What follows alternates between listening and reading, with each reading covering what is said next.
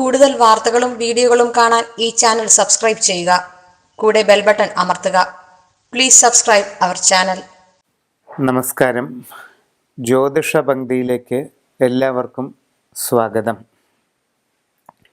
യന്ത്രങ്ങളും രത്നങ്ങളും എന്ന വിഷയത്തെപ്പറ്റിയാണ് ഇന്ന് പ്രതിപാദിക്കുന്നത്.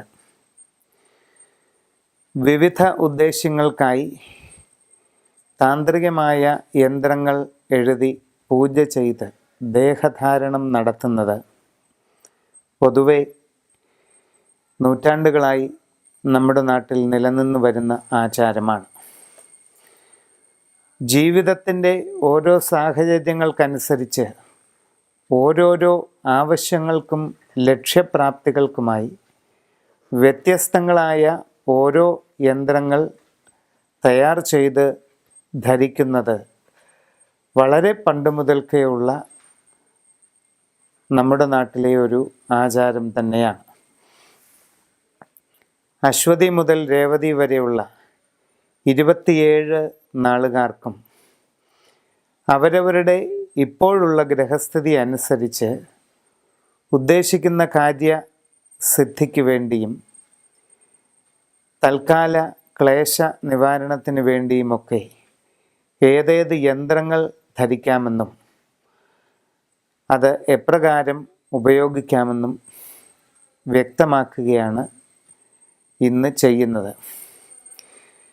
യന്ത്രങ്ങൾ ധരിക്കുന്നതിന് സാധിക്കാത്തവരോ അത്തരം ആചാരാനുഷ്ഠാനങ്ങളിൽ ഉൾപ്പെടാത്തവരോ ആയിട്ടുള്ളവർക്ക് വേണ്ടി ഇപ്പോഴത്തെ അവരവരുടെ നക്ഷത്രത്തിൻ്റെ ഗ്രഹസ്ഥിതി അനുസരിച്ച് ഏറ്റവും ഫലപ്രാപ്തി നൽകുന്ന രത്നക്കല്ല് ഏതാണെന്നും അതിൻ്റെ ഉപയോഗം എപ്രകാരമാണെന്നും കൂടി ഇതോടൊപ്പം വിവരിക്കുകയാണ്.